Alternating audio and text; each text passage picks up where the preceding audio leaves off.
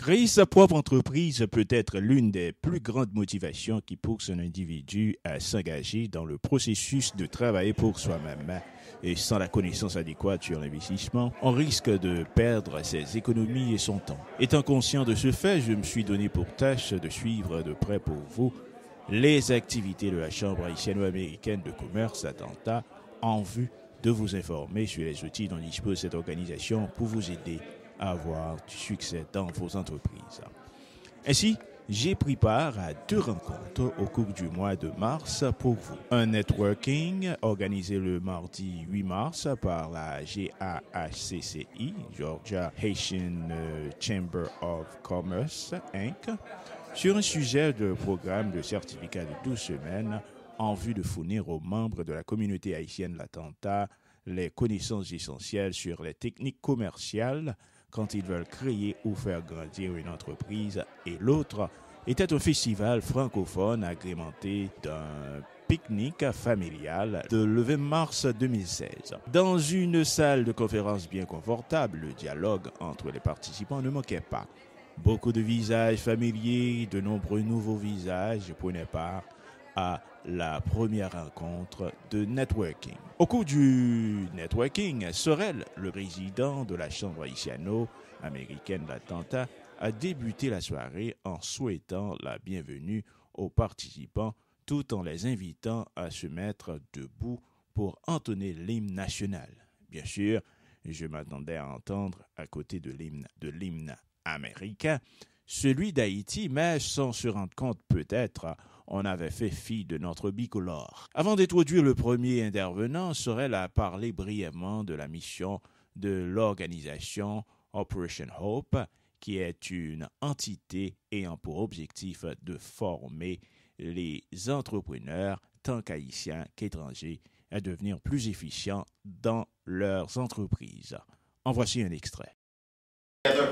So I want you to know that there are a whole bunch of people in the background working really hard to create for you, members and friends of the Chamber, the opportunity to do nothing more and nothing less than to start your business, run it, grow it, and have the resources you need to do that effectively.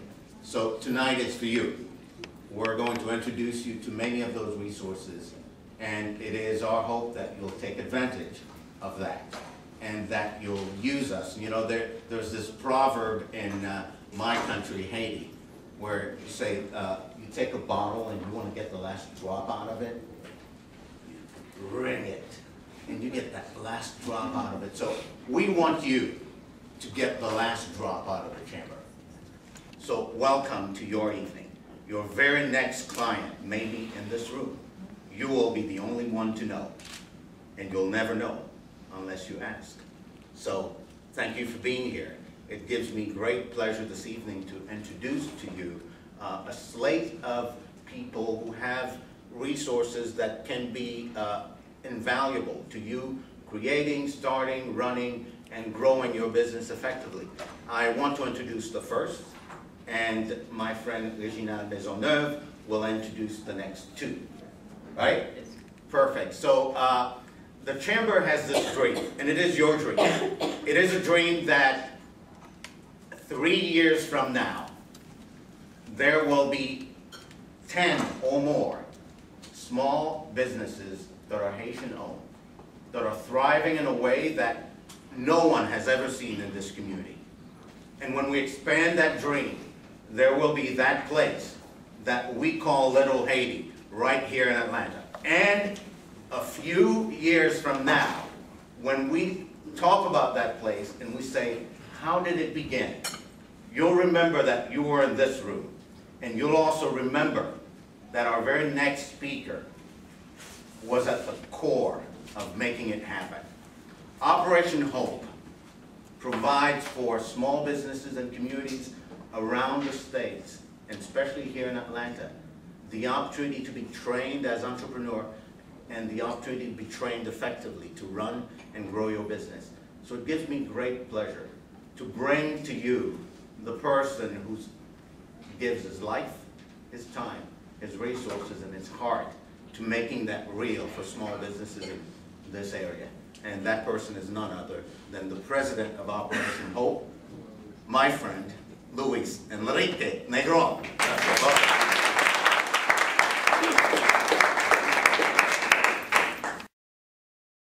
Beaucoup de personnes ont intervenu sur les nombreuses techniques qui peuvent permettre à quelqu'un d'avoir du succès dans le monde des affaires. On peut citer parmi eux M. Luis Negron, le président de l'organisation Operation Hope, qui, dans son intervention, a fait un rappel sur la contribution d'Haïti à la libération des Noirs de la Caraïbe et de l'Amérique latine. En tant qu'originaire de la Caraïbe lui-même, Porto Rico, il est habitué avec le son du tambour, et ce son a servi et a continué de jouer un rôle de catalyseur à nos compatriotes pour changer beaucoup de communautés, a-t-il fait savoir. Dans sa présentation, il a mis l'emphase sur l'importance de l'éducation quand on est entrepreneur. Toutes les questions relatives à l'investissement, comme par exemple comment financer son entreprise, profiter des appels d'offres et des pays de la Caraïbe, seront débattues dans son programme de certificat de 12 semaines sur les affaires. Suivez un extrait. It was because they were bringing change and community change, and the revolution happened, and the story goes from there. Same thing on my island, the drums. So I think that people of the African diaspora and the Caribbean, the drums is the heart of the heartbeat that happens to us. And I think of the drum here, in the Atlanta metro area where we live. We have to have that drum in our communities for our children, ourselves, and our future. So part of the partnership that I bring with Operation Hope, and before I go into that, I just want to let you know a little bit about myself. So my family's originally from Puerto Rico, Bayamón and Venezuela. And I was born and raised in Oakland, California. I learned English at the age of 7. And how this little Puerto Rican boy got to Morehouse College was amazing. I took a HBCU tour and made my way to the South and came to Morehouse. Of course, Sam won't probably tell all my secrets, but he knew me as an undergrad, but and Shani did. But service was always at the heart of what I did, and still is today. And Morehouse was that vehicle to bring me to the South and to establish that. And one thing that I can say about Operation Hope, just know that this partnership is going to help create and curtail and put together a wonderful program for people that want to be entrepreneurs, people that are interested in becoming entrepreneurs, and also gives you the resources of the Chorley program. We have Jewel Thompson here. She is my representative at BB&T on Gresham Road. She is a small business coach there. So definitely she'll be here, and definitely I know she has a, so when I talk about partnership, it's just not the significance of just shaking a hand. This is actually to give the tools for our people to have an understanding of what it is to, first of all, become a business owner, to know the inside and outside of, to own a business, to establish a business, to get that conception of ideas on paper and bring it to fruition in an actual business plan to move forward. Reg has been wonderful with us. We've worked with Reg probably the last year and a half, developing his My 1,000 Points and also the information that he brings to our work in regards to helping people understand the importance of credit. So one of the things about Operation Hope is not only the small business program that we bring to you, just understand our services are free, so you don't have to pay for anything. So there's no ask for money, there's nothing of that here, okay? Number one, this established that it's free of charge. And with that goes the opportunity for us to help you get your credit to 700 points. There's nothing more in life that changes your life than having God, love, and a 700 credit score. I'm still working on that one with my wife on the 700 for me. I love covered with her, so. Just want you to know that it's important for people, especially for us that immigrate from other countries and that come here to, first of all, understand the financial well-being of what it is here in this country. And like my dad never, until I was about 15 years old, he never trusted the bank.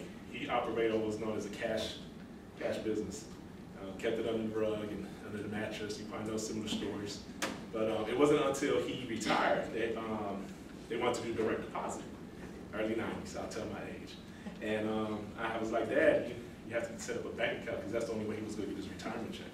So I went to Bank of America and helped him set up his first account, but I had to be the translator because he couldn't really speak and read English well, neither did my mom. He never finished high school, my mom never finished high school. But that goes to show the entrepreneurship spirit that he loved real estate though. So a lot of the purchase he did was through cash and so on and so forth. But understanding that is that how we are first generation or second generation here in America is that we have to be able to leave a legacy for our friends and our families. And in doing so, how would you establish a better way than leaving a legacy for your children or your family owning your own business and being that small business owner and curtailing that business to change and impact the world? One thing that we talked about is not only impacting the Haitian community that is here, how can we take this back to Haiti? How can we change the lives to be transformative there as change agents for future lives, especially when it comes to the young children? I think entrepreneurship is the way of the future. You have to be able to own your own business. You can't depend on people to pay you. So entrepreneurship is the way to go. So back to the services that we do. So we help you get your credit score to 700 points. We help you do budget, money, and management. If you don't know how to do your money, we'll help you. Most people think, oh, operational, you only work with low-income people. No, that's a false. Well, actually, most of our clientele is probably 85,000 and up earners who have too much money at the end of the month that they're spending it and living above their means. So our thing is to coach you and to teach you financial dignity, number one, and the value, and instill those values in you. I have too many people that do call me and ask for that assistance, but don't be ashamed. We're all there. I've had a 500 credit score due to the fact that I had too many credit cards during my college days, but I've learned my lesson. I had to. So, I'm the first one to be a testament to where you have to be today. But the most important thing is, let us help you get to where you're at today. The partnership that we have and that we're going to have here with you guys is good, again, to help you establish and build that up in regards to being able to get your business off the ground, have the resources to get you financed. And the important thing, like Jewel will tell you, is that BB&T, Wells Fargo, and the financial resources that we bring are looking to fund small businesses. We do work with the Small Business Administration. We will help you with that. So there's no way along the way that you will be by yourself in the process. If you need to patent an idea, we'll help you with that. If whatever assistance you need, ask. Like my mom said, a closed mouth doesn't get fed unless you ask. I like to eat, so I asked a lot of questions. Especially with costones and placans. You probably come get your peas, I can't do this. But they're all the same. But, just understand that going forth, Sorrel, Reg, Sam, Diane, you guys, we're in partnership. So make sure to use our resources, use the people that we have, ask the questions. We have the Global Forum coming up next year in March 2017. I do see some familiar faces of you that did attend last year. We had a scholarship that offered the opportunity for you to come on now. We had over 3,200 people attend, 47 countries represented. I would love to tell the story of how we've created 10 to 15 new businesses through the Chamber. I think that'll be a wonderful story to tell. And then also from there, how can we figure out how Operation Hope and us can work together to impact the country of Haiti. So with that, I'd like to open it up for questions. I don't want to speak all night, but any questions that you have either of me you want to know about or you want to know about Operation Hope, I do bring you greetings on behalf of Chairman John Hope, Ryan, who is our chairman and founder. And he's in DC tonight, but if not, he would have probably been here this evening. He likes to definitely go and meet new people, and he loves to eat Haitian food. You didn't know that he's a foodie. But again, how can I help you? Let me know. How can I be of assistance? Don't be too shy. Questions?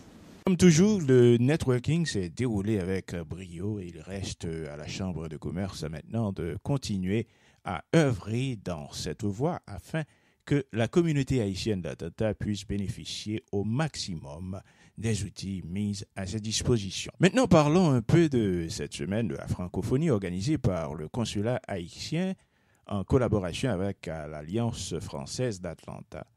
Ça fait plus qu'une décennie que les pays francophones organisent des festivités et des activités culturelles pour célébrer la francophonie dans le monde.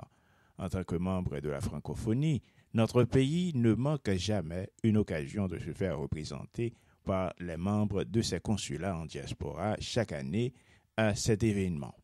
Ainsi, cette année, j'ai participé à l'une des activités de cette semaine de la francophonie.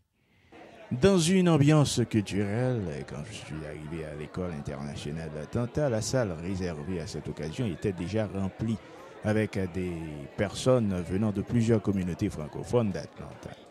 Tout le monde s'exprimait dans la langue de Voltaire avec un peu d'aisance tout en gardant la coloration de leur origine. En marchant mon micro, j'avais profité de prendre les impressions du consul haïtien de l'Atlanta, M. Gandhi Thomas, qui représente Haïti. Haïtien, hein, qui se trouve à Atlanta. Donc il va nous parler un petit peu de sa présence ici. Merci de prêter ton caméra et ta voix pour me communiquer avec la communauté d'Haïti à Atlanta et ailleurs. Avec la communauté d'Haïti à Atlanta et ailleurs. Comme tu le sais bien, Haïti est un pays francophone.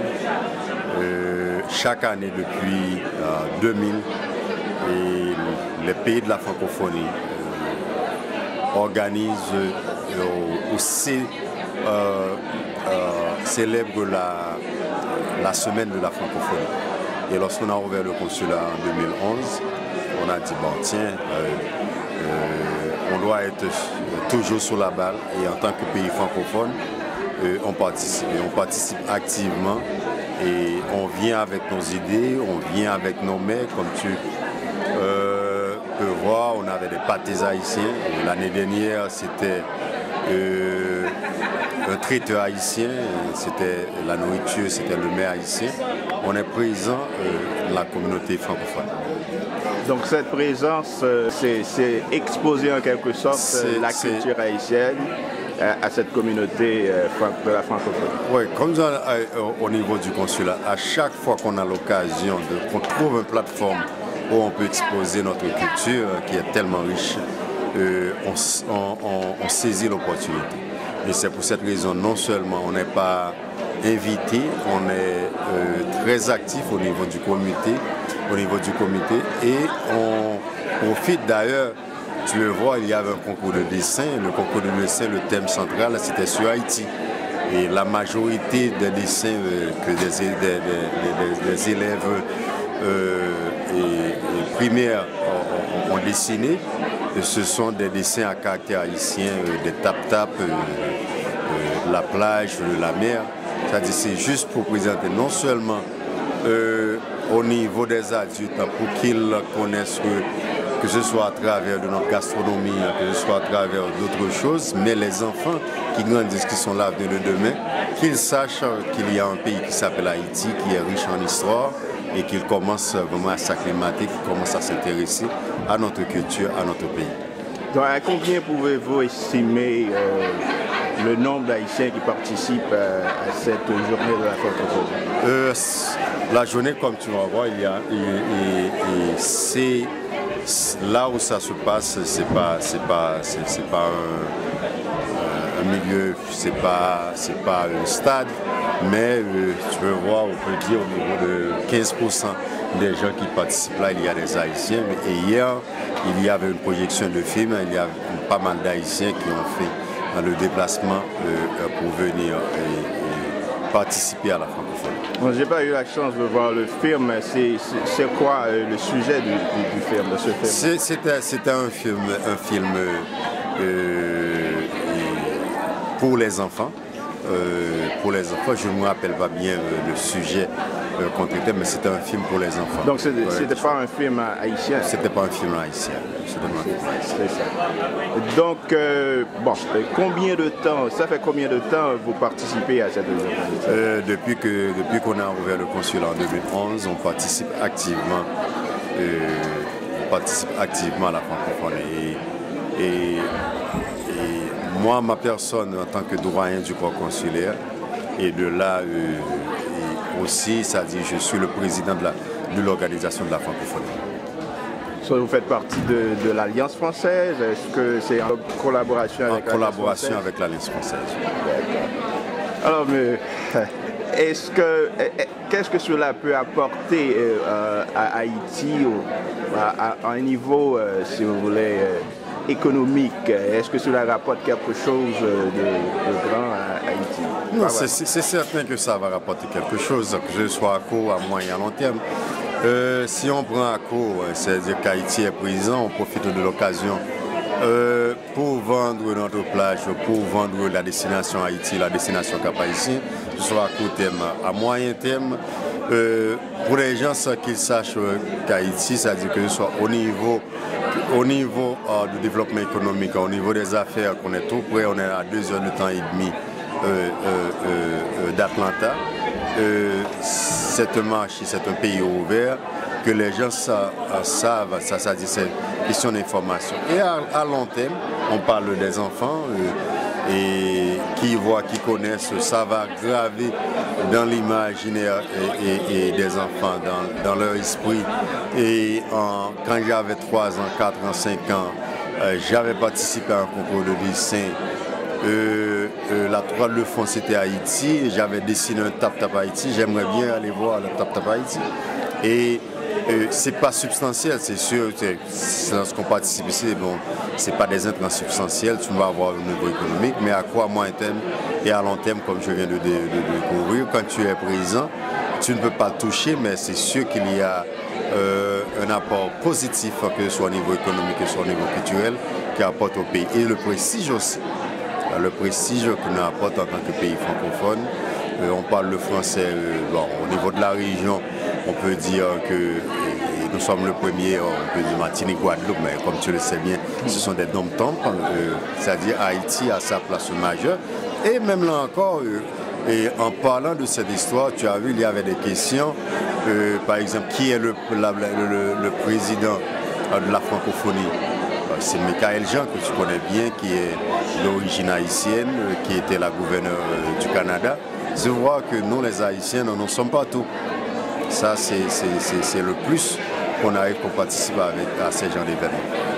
C'est ça, Monsieur le Consul, merci, ça a été vraiment un plaisir de vous avoir ici. Et moi, je suis en direct là où l'action se passe, donc merci beaucoup de cette entrevue.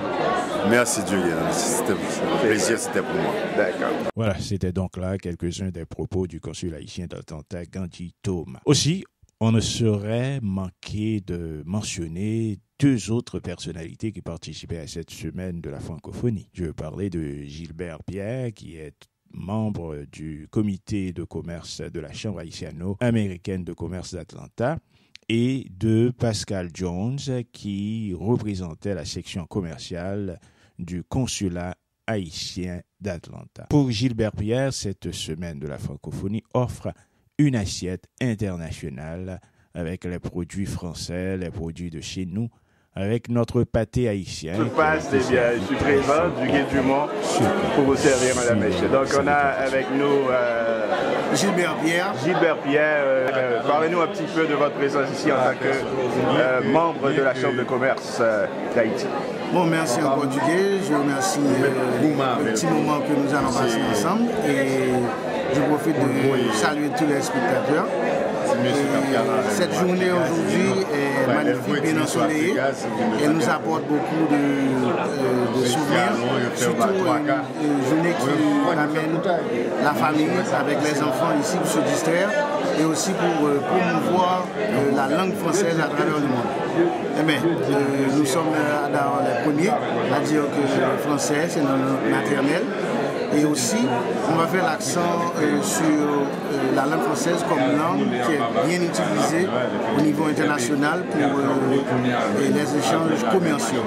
À ce titre, moi, comme Chair of the International Trade, je profite de l'occasion pour voir comment on pourrait promouvoir les échanges commerciaux, spécialement entre les multinationales qui se trouvent ici à Atlanta, et faire la connexion aussi avec notre cher pays en Haïti, à travers la Chambre de commerce haïtienne, et aussi avoir un volet international, et voir comment on pourrait promouvoir non seulement la langue française à travers le monde, mais aussi les échanges commerciaux.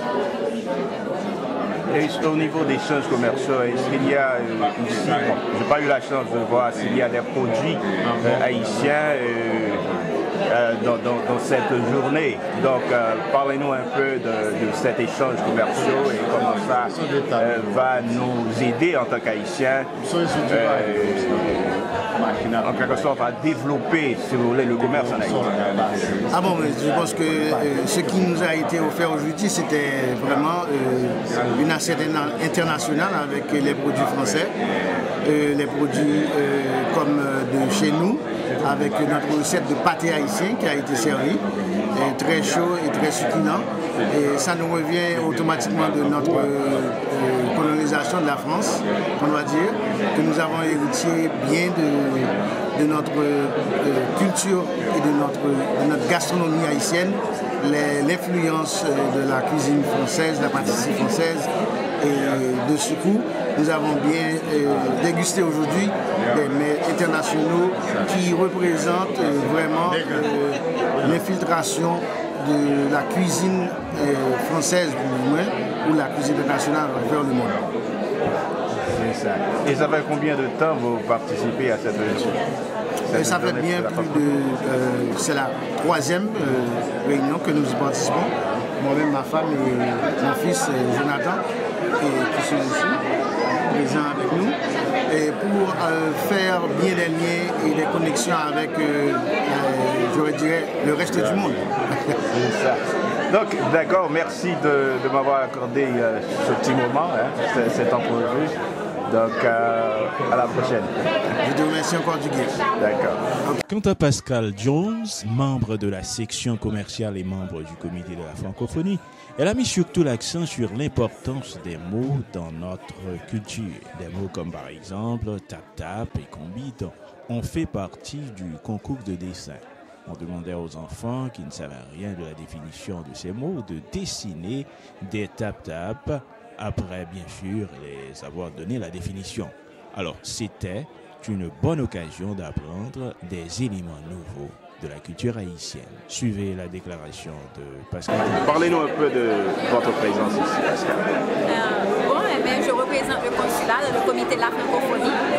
Et ensemble, avec les autres consulats francophones d'Atlanta, nous avons organisé ce festival. Il y avait plusieurs événements, il y avait des films, des pièces de théâtre. Et puis ici, c'était le pique-nique de la francophonie. Et on s'est tous rassemblés ici. Et il y avait de la bonne nourriture. Il y avait même des pâtés haïtiens. Des pâtés haïtiens. Des pâtés haïtiens, on a bien mangé.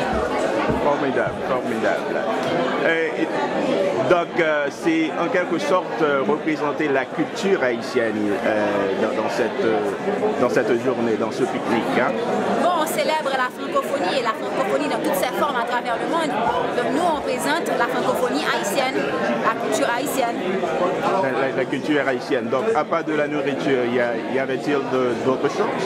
Bon, il y avait aussi un concours de dessin. Et dans le concours de dessin, on avait 10 mots français utilisés à travers le monde francophone. Pour Haïti, il y avait le mot tap-tap et le mot combit. Donc on a demandé aux enfants de faire des dessins pour représenter ces mots. Au niveau économique, est-ce que cette journée apporte quelque chose à notre patrie? Bon, c'est plus une journée culturelle, mais toujours le fait qu'on promouvoit Haïti. C'est toujours bon économiquement pour Haïti aussi. Pour Didier Spéculaka, le pâtissier qui nous a fait les pâtés, on espère que c'est une promotion de son business. Avec le tap-tap, c'est aussi développer et promouvoir le tourisme en Haïti. Pour les enfants ici à Atlanta, certains ne savaient pas du tout c'est quoi un tap-tap. Donc ça les apprend un petit peu c'est quoi Haïti. On les encourage à faire des recherches aussi sur Haïti pour voir c'est quoi le tap-tap, à quoi ça ressemble.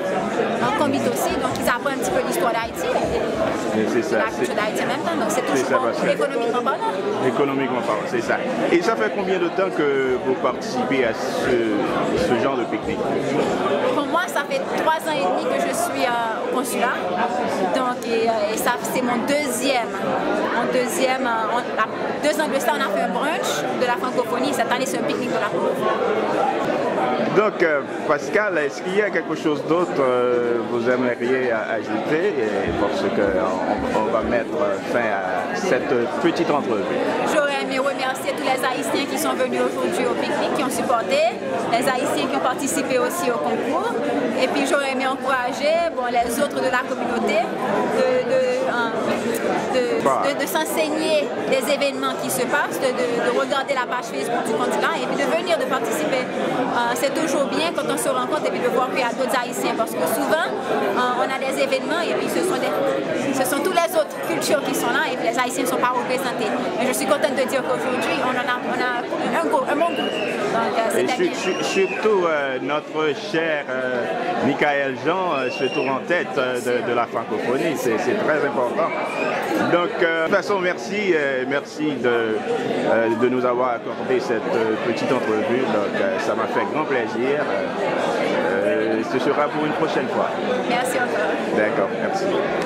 En conclusion, disons que ces genres d'activités ont une importance primordiale dans notre vie en tant qu'Haïtiens vivant en diaspora. Cela nous aide à garder notre âme culturelle tant qu'au point de vue économique, politique et social, comme toutes les autres communautés. N'était-ce pas Édouard Herriot qui avait dit « La culture, c'est ce qui reste quand on a tout oublié. Continuons d'être les ambassadeurs de notre culture partout à travers le monde. »